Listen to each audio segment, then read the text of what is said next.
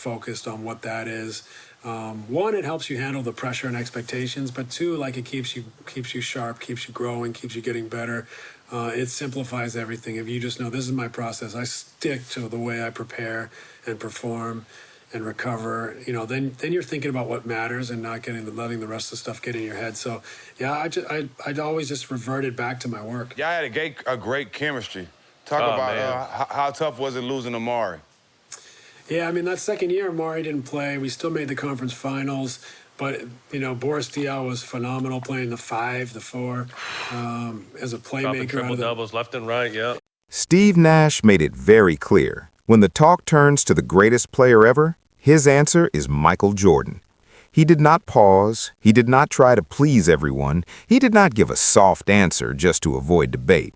Nash said Jordan is the top name, and for him, no one touches MJ. That matters because this is not coming from a random fan or from someone reading stats on the screen. This is coming from a Hall of Fame player, a 2-time MVP, a man who played the game at the highest level and saw greatness up close. He played in different eras. He watched legends rise. He battled stars with different styles, different strengths, and different levels of fame. And after all of that, his answer stayed the same. Michael Jordan is still the one at the top.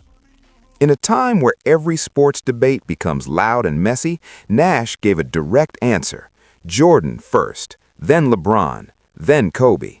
That order alone says a lot, but the reason behind it says even more.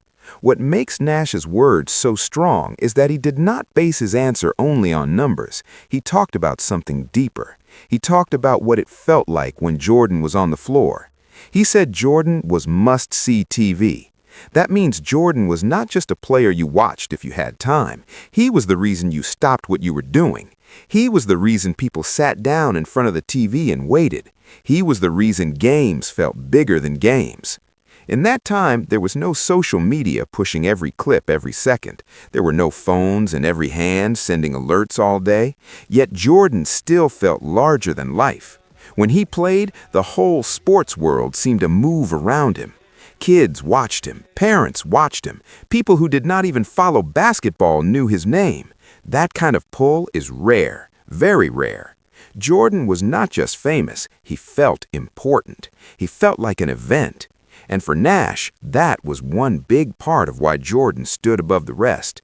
But Nash went even further than that. He said the biggest thing that separated Jordan from everyone else was fear. Not just respect, not just praise, fear. That one word changes the whole conversation. Many great players are respected. Many stars are admired. Some are loved so much that fans turn them into icons. But fear is different. Fear lives in the mind of the opponent before the game even begins. Fear is what happens when a team looks across the court and already feels pressure in its chest. Fear is when players know they're facing someone who can break their plan, break their rhythm, and break their confidence. According to Nash, Jordan brought that feeling to the floor in a way no other player did. Think about how powerful that is. The best athletes in the world, men who trained all their lives to compete at the highest level, still felt a real sense of fear when Jordan was standing in front of them. That is not normal greatness. That is a different level. And that fear did not come from hype alone. It came from the way Jordan played the game. He had the full package. He had the skill, the body control, the timing, the footwork, the speed, the touch, and the killer will. Jordan could beat you in the air, he could beat you in the post, he could beat you with a drive, with a pull-up, with a fadeaway, or with defense that crushed your rhythm. You could study him, prepare for him, throw different defenders at him, change coverages, make the floor crowded, and still feel helpless. That is what made him so hard to face. It was never just one thing. If a player only has one great move, teams can plan for it. If a star depends on one kind of game, smart defenses can attack that weakness. But Jordan had no simple answer. He could bend the game in too many ways. And because of that, players did not just worry about losing. They worried about how bad it might look when he decided to take over. That is another reason Nash's view hit so hard. He was not speaking from old clips or stories passed down by older fans. He was speaking from memory. He was there. He saw the look in Jordan's eyes. He felt the weight of his presence. Nash talked about how Jordan had this seriousness, this fire, this deep competitive edge that could show itself at any moment. That made him dangerous in a special way. Opponents never knew what kind of attack was coming. Would Jordan score 40? Would he lock someone up on defense? Would he take control late and end the game with one cold shot? Would he spend the night proving a point because of one small comment or one tiny sign of disrespect? That was part of the fear, too. Jordan did not just want to win. He wanted to crush your hope. He wanted the other side to feel the pressure. He wanted them to know that the game belonged to him. There are great players, and then there are players who seem to own the moment. Jordan owned the moment better than anyone. When people talk about the GOAT debate today, the focus often shifts to numbers. Points, rebounds, assists, titles, MVPs, finals records, total years played, all of it gets thrown into one big argument. And yes, numbers matter. They should matter. Greatness must be backed by results. But Nash's words remind us that basketball is not just a math problem. It is also about feeling. It is about impact. It is about what a player does to the game around him. Jordan changed the air in the building. He made crowds louder. He made pressure heavier. He made stars feel smaller. He made every big moment feel like it belonged to him before it even happened. That kind of control cannot be fully shown in a stat line. It lives in memory. It lives in the body language of defenders. It lives in the silence of road crowds after a killer shot. It lives in the stories told by the men who had to face him. And when one of those men is Steve Nash, people should listen carefully. Then there is the era Jordan played in, and this part matters a lot. Jordan did not rise in a soft time. He rose in a brutal one. The NBA in those years was rough, hard, and physical. Defenders used their hands more. Drives to the rim came with contact. Fouls were not small touches. They were hard hits. Players got knocked down. Bodies collided all game long. Teams tried to wear stars out with force and pressure, and Jordan had to grow in the middle of that storm. He was not handed a smooth path to the top. He had to fight for every step. He had to deal with the Pistons, one of the most physical teams the league has ever seen. They did not just guard him, they built a whole plan to punish him. They wanted to tire him out, hit him, frustrate him, and break his rhythm. Those were the famous Jordan rules. And yet, Jordan kept rising. He kept coming back. He got stronger. He got smarter. He learned how to take that punishment and still own the game. That is one of the strongest parts of Jordan's case. He did not stay stuck as a flashy scorer. He evolved. He turned pain into fuel. He built his body. He sharpened his mind. He came back harder every year. A lot of players can shine when everything goes right. A lot of stars look great when the path is clear. Jordan became Jordan because the path was not clear. The road was full of hard fouls, bitter losses, and teams built to stop him. And instead of fading, he became even more dangerous. Once he broke through, the league had to deal with a new problem. He was no longer just an amazing talent. He was an unstoppable force with a mission. That is why the 6 titles mean so much. They were not empty rings. They were earned in battles. They came from pressure, pain, focus, and control. Every championship added more weight to the myth, but it also added more truth. Jordan was not just shining, he was surviving and ruling at the same time. This is where the LeBron part of the debate comes in. Steve Nash gave LeBron a lot of respect, and that's only fair. LeBron James has had one of the greatest careers in sports history. His length of greatness is hard to believe. He has played at a high level for so many years. He has been to the finals again and again. He has won titles with different teams. He became the all-time leading scorer. He has shown power, skill, passing, leadership, and a rare level of control over the game. No honest basketball fan can deny LeBron's greatness. Nash did not deny it either. He made it clear that when you look at the whole body of work, LeBron belongs near the very top. That is why he placed him second.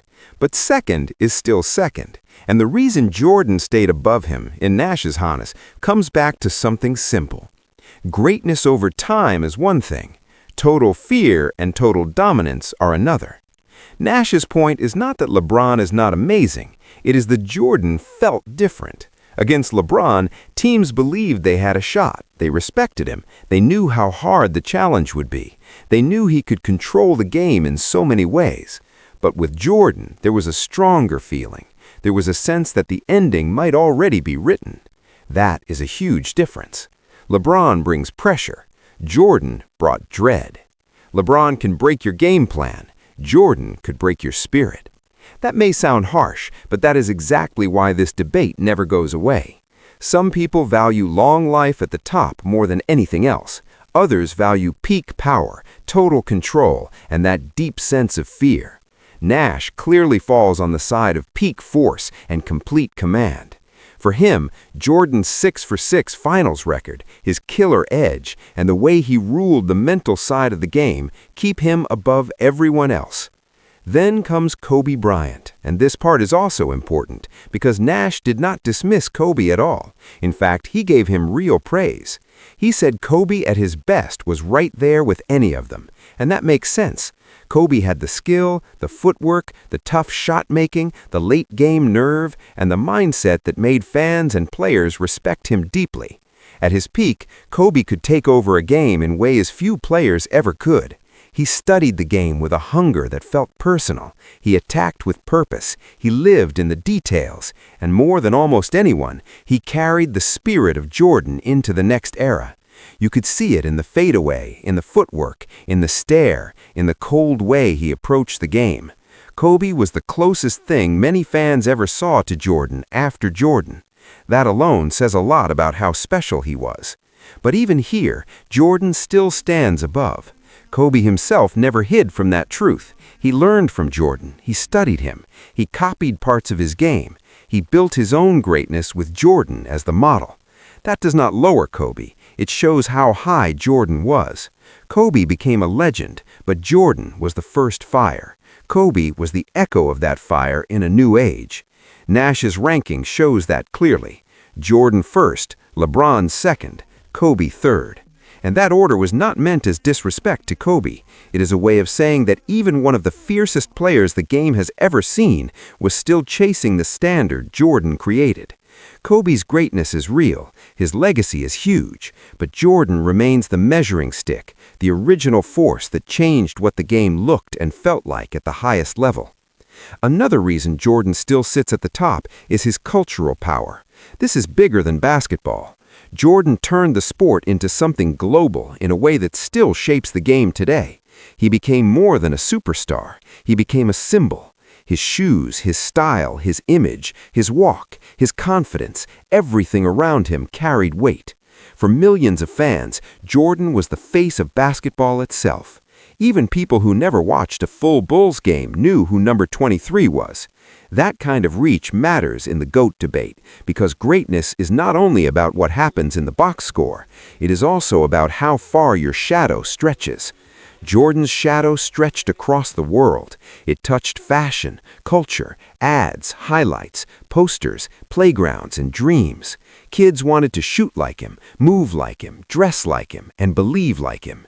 He did not just win games, he shaped the image of what basketball greatness looked like. That impact still lives today. And then, years later, when The Last Dance came out, the world got pulled back into that feeling all over again. Old fans remembered, young fans learned, people saw the pressure, the anger, the drive, the demand, the obsession, and the winning spirit that made Jordan who he was. The story did not make him feel smaller. If anything, it made him feel even bigger. It showed how hard he pushed people. It showed how hard he pushed himself. It showed that the myth was built on real fire, real pain, and real hunger. Nash talked about that feeling too, how watching it brought people back to those years again. That says a lot. Decades after Jordan's peak, he still holds that power. He still commands attention. He still makes people stop and talk. He still shapes the way fans think about greatness. Not many athletes stay that strong in the public mind after so much time has passed. Jordan did. That is part of what makes him